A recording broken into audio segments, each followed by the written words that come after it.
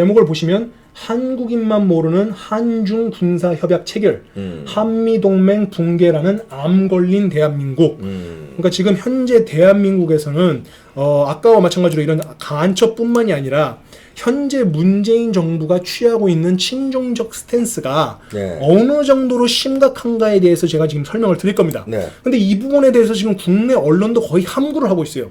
그래서 지금 이거를 집중적으로 보셔야 되는데, 제가 이거를 이제 암에 빗대서 이제 비유를 했습니다. 네. 그러니까 지금 이제 또 내려가시면은, 자, 여기서 이제 좀 더 보실까요? 위에 좀 제목들이 큰 제목이 나오죠. 자, 이렇게 보면서 지금 집권 3개월 차부터 한미 공조가 빗나간다. 자, 이렇습니다. 그러니까 중국과 지금 친중 스탠스로 가는 건 이미 많이 알려졌어요. 그런데 이게 언제부터 이게 엇나가기 시작했고, 언제부터 한미 동맹이 흔들리기 시작했는가?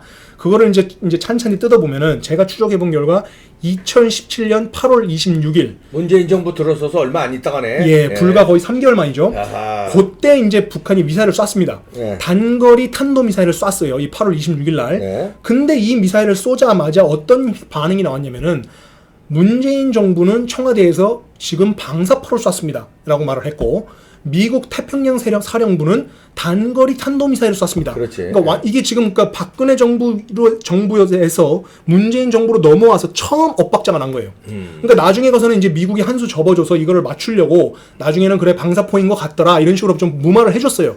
근데 사실상 이게 거의 첫 번째로 한미 간의 이제 불협화음이 감지가 된 거예요. 외부로 드러난 불협화음.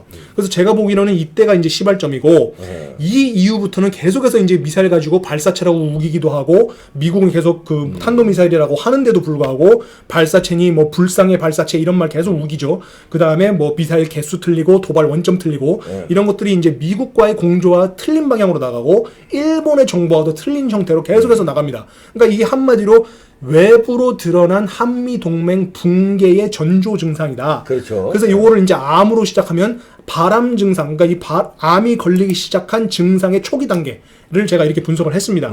그래서 이제 좀 더 내려가시면, 네. 이제 조금 내려가시면, 자, 이제 여기쯤이죠. 이제 증상이 이제 좀 많이 심해져요, 조금씩. 심해진 시점은 언제냐? 최근입니다. 올 8월부터는 해리스 대사를 초치합니다. 자, 초치를 해가지고 지금 쥐소미아 파기에 대해서 걱정을 나타내는 미국이 실망스럽다, 한국 실망스럽다라고 하니까 감히 대사를 강경화 장관도 아닌 사람이 차관이 불러가지고 이런 표현 쓰지 마시오라고 하면서 초치를 합니다. 그러니까 이거는 정말로 어떻게 보면 한미 동맹이 골마 터지고 있는 반응이 완전히 나왔을 때입니다. 그러니까 증상으로 치면은 거의 암 말기 단계로 가고 있는 모양이 나오기 시작했다. 그런데다가 지금 최근에 불과 지금 며칠 전이죠. 문정인 특보, 대통령 특보라는 사람은 중국의 해구산을 그 얘기를 했죠 또. 예, 중국의 해구산을 씌우면 어떠겠냐? 라는 망발을 퍼부었습니다. 그러니까 이거는 거의 완전 말기죠. 사기를 넘어선 단계입니다. 그래서 지금 이런 정도로까지 나왔다. 그런 다음에 이제 좀 내려보시면, 자, 이번에 이제 또 한 가지 문제. 그 다음에 이제 이거는 이제 한 가지 추가드릴 수 있는 건 국내에서 이런 암을 만드는, 그러니까 한미동맹 붕괴라는 암을 만드는 발암 물질 요소들이 뭐냐? 봤을 때는 지금 현재 이런 게 있죠. 국내에서는 이미 지금 친중 법안들이 지금 산재해 있습니다. 그리고 이 법안들의 내용을 보면은 대한민국 국민에게 보장된 참정권을 중국 사람들에게 지금 주자라는 말이 나오고 있고, 중국인을 대거 유입하자. 그리고 지금 언론에서는 전부 다 미친 소리 아니? 그런 사람들이 참. 맞습니다. 예. 그리고 심지어 이러죠. 언론에서는 항상 이랍니다. 중국인만 나오면 항상 그 뒤에 동포라는 말을 붙여요. 자꾸 중국 동포 하는데, 일본 사람 얘기하면은 일본 동포란 말 안 하고, 미국 사람 말하면은 미국 동포란 말을 안 하면서 중국인만 동포 합니다. 어디다 대고 동포를 붙이는지 모르겠어요. 지금 그런 형태로 나가면서 친중적 스탠스로 지금 다 같이 이렇게 하고 있다. 그러면서 심지어 지금 법안이 지금 나온 걸로 보면은 영주권을 소유한 자, 그러니까 중국인이 영주권을 소유하고 국내에서 3년간 체류하면은 투표를 할 수가 있습니다. 이미 투표를 할 수가 있어요. 그러면 그 얘기는 이미 지금 친중 정권에 기대고 있는 당이 또 있죠. 이런 당에 중국인들의 표심이 지금 작용할 가능성이 그렇죠. 크다. 지금 그렇기 때문에 이런 것들이 계속해서 나오고 있기 때문에 발암 물질이 지금 현재 산재되어 있다라고 지금 볼 수가 있겠습니다. 이제 또 내려보시면, 자, 여기서 이제 그 방점을 찍는 게 무슨 일이냐? 이 사람 누구예요? 자, 이 사람이 웨이펑어라고 해서 우리로 치면 정경두와 카운터파트입니다. 그러니까 중국의 국방장관, 예, 웨이펑어라는 사람인데, 자, 11월 17일, 자, 지난달입니다. 지난달에 11월 3일경에 문재인 대통령이 동남아 가면서 태국을 갔어요. 그러니까 당시 그때 여론이 이랬죠. 아, 왜 자꾸 문재인은 자꾸 걸핏하면 태국 가냐? 그러니까요. 자기 딸 찾으러 가냐? 뭐 이런 말들이 막 돌았어요. 근데 가가지고는 뭡니까? 태국하고 같이 더 스킨십을 늘리고 공조를 하겠다. 그리고 요번에 11월 25일 날 여기 한 아세안 특별 정상회담에서도 태국 총리 만나가지고 또 그런 얘기 또 했죠. 반복적으로 나타나요. 근데 그 와중에 11월 17일, 그러니까 문재인 대통령이 순방을 마치고, 그러니까 태국에서 한국으로 돌아오고 난 다음에 정경두 국방장관이 태국을 갑니다. 11월 17일에. 가가지고는 중국인을 만나요. 자, 이 중국 국방부 장관을 만납니다. 자, 여기서 저는 이것도 이상한 게, 자, 원래는 국빈이 어느 나라를 방문할 때는 국방부 장관을 따라갑니다. 그죠? 그렇죠. 따라가죠. 따라가는 게 상식적인 거예요. 같이 따라가서 한 번에 그쪽 그 수뇌부랑 같이 만나요. 그래서 같이 테이블 마주 앉아서 얘기 한 번에 다 하고 오는 게 보통의 상식적인 내용이에요.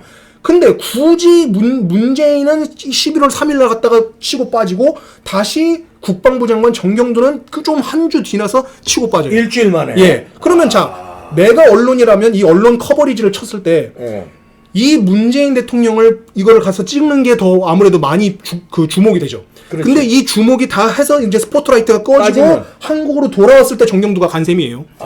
그러면 뭔 음모가 거기서 있었는지. 예. 그러면 왜 이런 일정을 짰는지는 전 이해가 안 가겠어요. 근데 자, 보세요. 지금 갖다 칩시다. 그럼 이 11월 17일 날 지금 정경도 태국 갔다는 얘기는 뉴스에서 쳐도 이건 별로 주목을 못 받았어요. 거의 못 받았어요. 거의 안 나와. 이 사람 만났다는 내용도 거의 나온 게 없어요.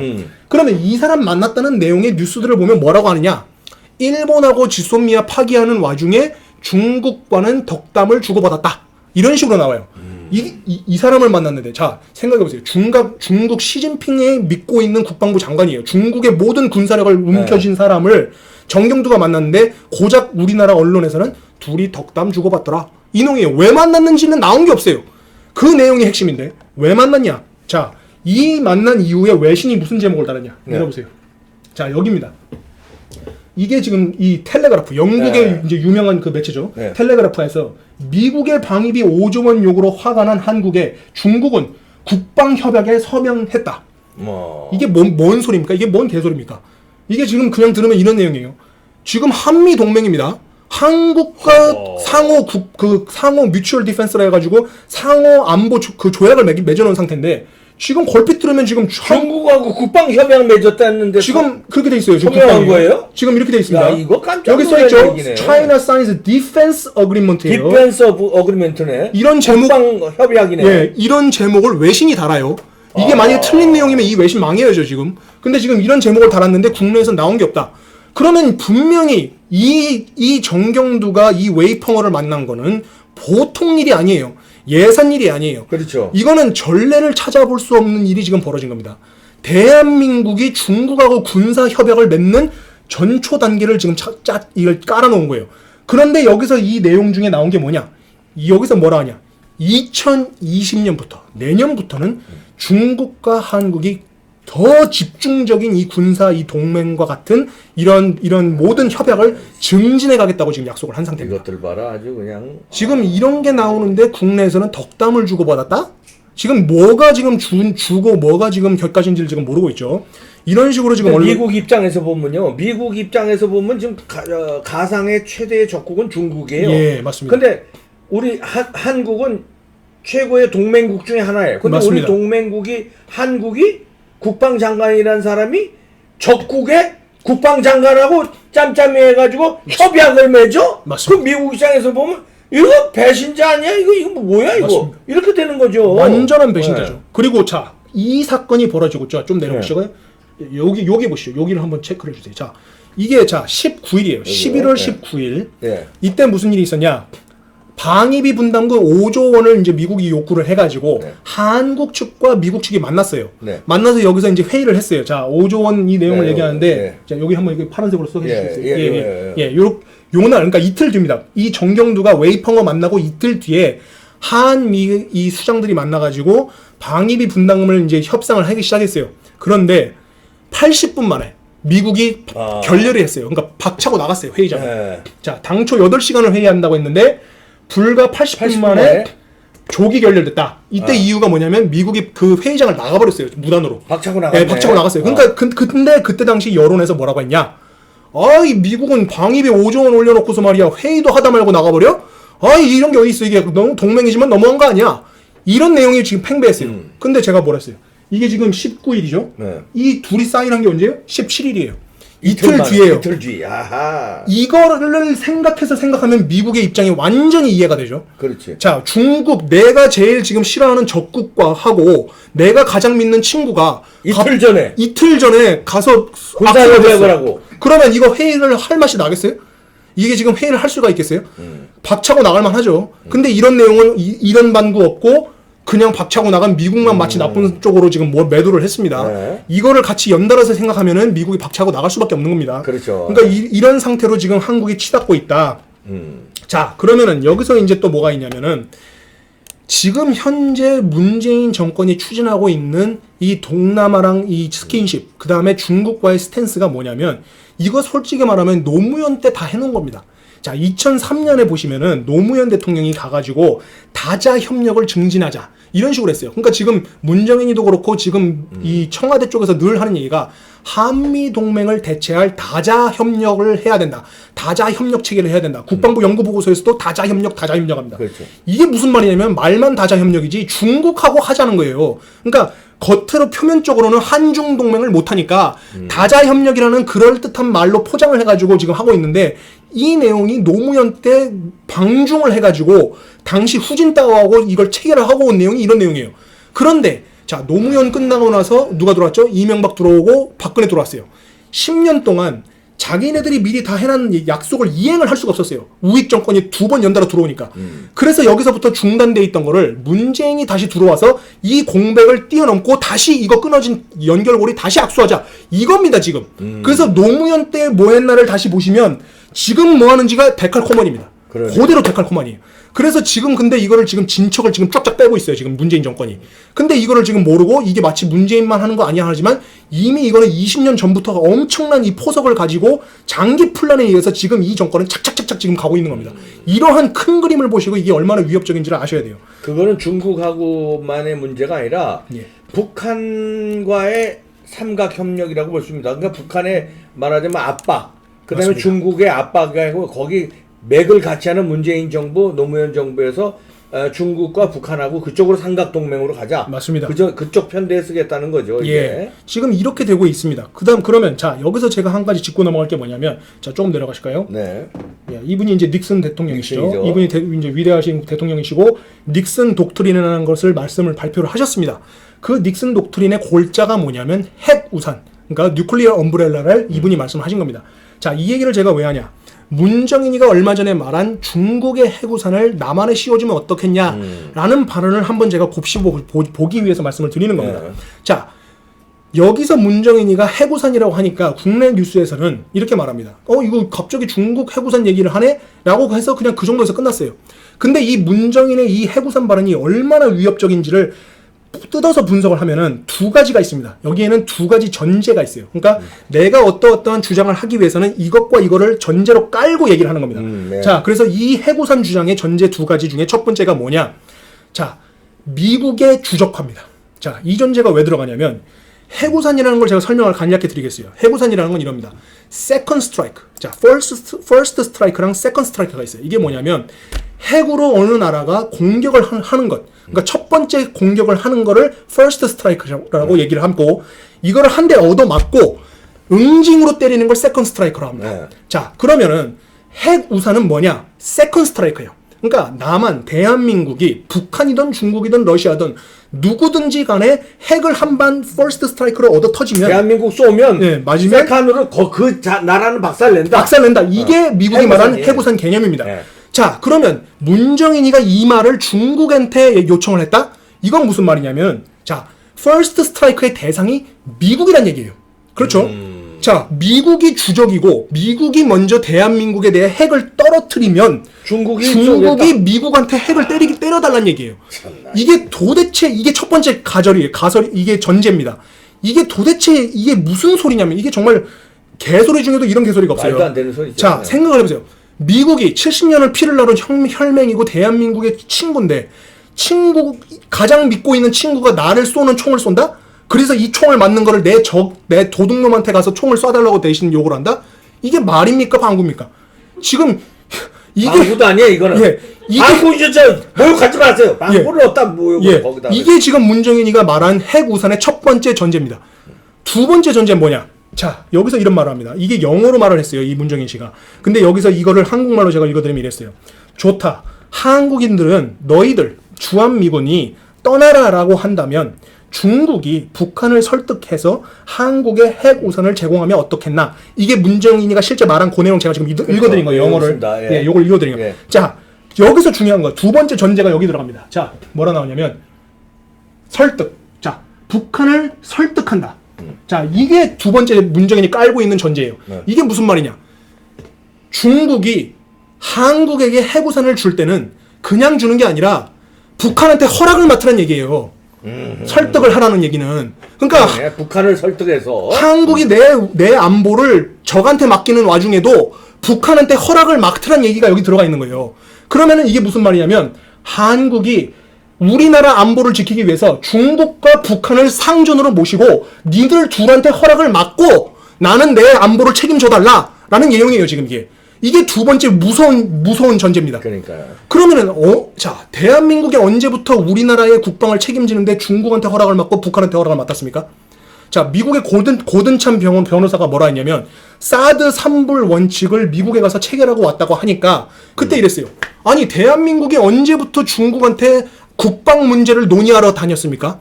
라고 그게 제3자인 고든참 박사가 그렇게 말을 했어요. 이게 지금 여기 나와 있는 거예요. 자, 근데 문정인이가 누구냐? 대통령 특보예요.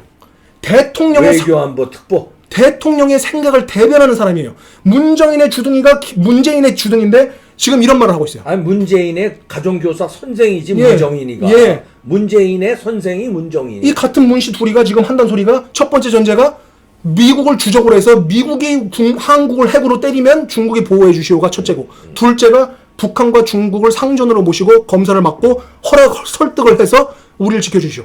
지금 이런 상태입니다. 이게 지금 사대주의도 이런 사대주의가 없고 지금 이거는 있을 수가 없는 일이고 문재인이가 일본한테 뭐라고 했죠? 자, 일본하고 지소미아 얘기하고 지난번에 그 뭡니까? P1 초계기 왔을 때 항상 문재인이가 입에 단 게 뭐냐? 주권 국가입니다.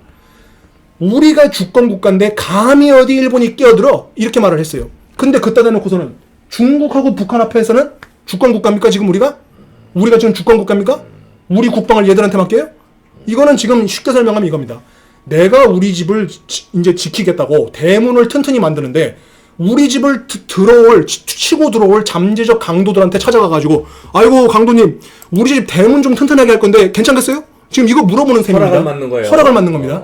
지금 이런 게 지금 이제 무서운 일이다. 자, 이제 내려보시겠습니다. 아니 여기 잠깐 문재인에 대해서 얘기는 아까 분석한 거 아까 전에 컬럼하고 비교해 보면 중국에서 막대한 돈으로 스파이를 포섭하잖아요. 스파이뿐만 아니라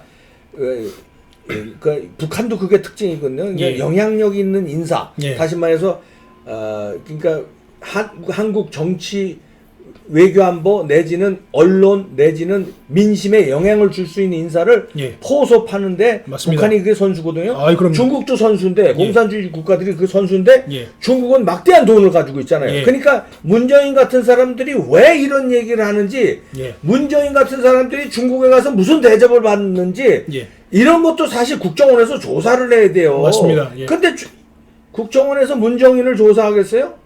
택도 없는 소리지. 이거 시민들이 조사해야 됩니다. 거기 중국에 있는 교포들이 아니 왜 이런 소리를 하면은 뭔가 중국에서 문정인이가 엄청난 대접을 받았지 않냐 아니면 좀 이상한 추측을 하면은 뭐 보섭된 거 아니야 이거? 왜 이런 소리를 해? 아니 이럴 수 있어요. 중국 당 높은 사람들이 엄청난 지원을 해주면서 이거 앞으로 한미동맹 좀 이렇게 하고 우리랑 갑시다. 그러면 뭐 당신도 좋고 우리도 좋고 북한도 좋은 거 아니요? 이러면서 뭐 물질 양면은 엄청난 지원해 준 거 아니야? 이거 왜 이런 소리라는 거야 도대체? 맞습니다. 이거 의심해봐야 돼요. 합리적인 추론입니다. 예. 이거. 요거 지금 말씀하신 그 예. 선배님께서 말씀하신 거를 전문 용어로 뭐라 하면 agent of influence. 그렇지. 즉 예. 이거를 이제 포섭 대상인데 예. 인플루언서, 그러니까 영향력인 영향력을 사람. 미치는 사람을 포섭하는 것, 예. 그리고 포섭한 이후부터 공작에 활용되는 거를 agent of influence라 해가지고 영향력을 미치는 공작인입니다. 공작원입니다. 그래서 실제로 이 존재하는 것이고 그냥 하시는 말씀이 아닙니다. 그럼요. 예. 이거 저 조사해봐야 돼요. 맞습니다. 이거. 예. 정권 바뀌면 싹 조사해야 돼. 하여튼. 맞습니다. 예. 그래서 좀 더 밑으로 내려가시면 예. 자, 요 분이 이제 그 대단하신 누구예요? 분인데 이게 이게 누구예요? 그 데니스 블레어라 해서 미국의 그 국가정보국장, 그러니까 아이고, 야. CIA보다도 위에 있는 위에죠, 위에. 예, 전 모든 정보기관의 수장입니다. 제가 이분을 2015년에 인터뷰를 했습니다. 아, 그래요? 예. 예. 인터뷰를 했을 때 제가 이분을 왜 지금 거론하냐면 제가 그때 물었어요. 질문으로 뭘 물었냐면 이게 2015년이기 때문에 박근혜 정권 때예요. 그렇죠. 그래서 상당히 안정돼 있을 때예요. 그때 당시에 제가 물었던 게 한국이 그때 이제 핵을 자체 개발을 못하는 이유 중에 하나가 아까 말한 해구산. 미국이 핵으로 대신 보복을 해주니까 한국과 일본, 나토는 자체적인 핵을 개발하지 말라라는 겁니다. 근데 이것이 너무 허약하고 약하기 때문에 진화하는 새로운 위협이 북한에서 나오기 때문에 이런 거에 대한 좀 더 강력한 무언가가 필요하지 않겠냐라는 내용들이 나올 때예요. 그래서 제가 이분한테 물어봤어요. 지금 한국에 대해서 만약에 원전 시설이라든지 어떠한 지역을 갖다가 북한이 핵으로 공격할 경우에 미국은 어떡할 거냐라고 하니까 내려보시죠. 예. 뭐라 그랬어요, 이 사람이? 자, 이분이 이렇게 말합니다. 제 생각에 북한이 남한 원전에 대한 공격을 감행할 경우 분명한 응직, 핵 보복, nuclear retaliation을 당하게 될 것입니다. 이것은 북한이 보유한 핵무기를 사용해도 결과는 마찬가지입니다. 라고 했습니다. 그러니까 어떠한 경우든지 원전 같은 주요 시설을 북한이 공격하면은 미국은 바로 핵으로 때린다. 그리고 다른 지들이 핵을 써도 때린다. 나는 확답을 제가 그때 이제 받아낸 겁니다. 그렇기 때문에 지금 현재 문정인이가 말한 중국발 해구산이라는 거는 정말 가당치도 않은 거고 미국은 이미 이게 지금 2015년이기 때문에 우리나라 정권만 제대로 돌아가면은 미국은 언제든지 세컨 스트라이크를 한국을 위해서 희생해줄 그 준비가 되어 있다라는 게 여기 나온 겁니다. 그러네요. 그래서 제가 이걸 확인을 드린 거고 이제 또 이제 내려가시면은 지금 현재 그 뭡니까 중국에 대한 이러한 위협들이 계속되고 있는 데다가 대놓고서는 지금 한국은 계속해서 친중적인 스탠스로 가기 때문에 이거는 다시 한번 말하지만 배신자입니다. 그리고 미국을 배신한 게 만약에 되고 나면은 국제사회에서는 한 번 배신한 사람은 모든 국제적인 배신자로 낙인이 찍히기 때문에 그 어느 나라도 믿지 않게 됩니다. 한국을. 특히 서방 세계 그 암묵적인 그 연대가 있잖아요. 맞습니다. 미국, 영국, 호주 뭐 이렇게 쭉 연대가 있는데 거기서는 이제 우리가 이제 배신자로 낙인 찍히는 거죠. 예. 그리고 심지어 공산권 국가에서도 항상 보면은 상대방을 이렇게 허물어 가지고 배신을 하게 만들고 내 사람으로 만든 다음에 상대방이 완전히 제거되면 나한테 온 그 사람부터 제일 먼저 죽입니다. 그렇죠. 제일 먼저 한 번 수청합니다. 배신했던 사람은 나도 배신할 수 있다 이렇게 그게 생각하는 공산당 제1원칙입니다. 그렇기 때문에 우리가 친중으로 가고 북한한테 가도 그 비참한 말로는 공산권으로 붙어도 마찬가지다. 라는 거를 명심을 해야 된다.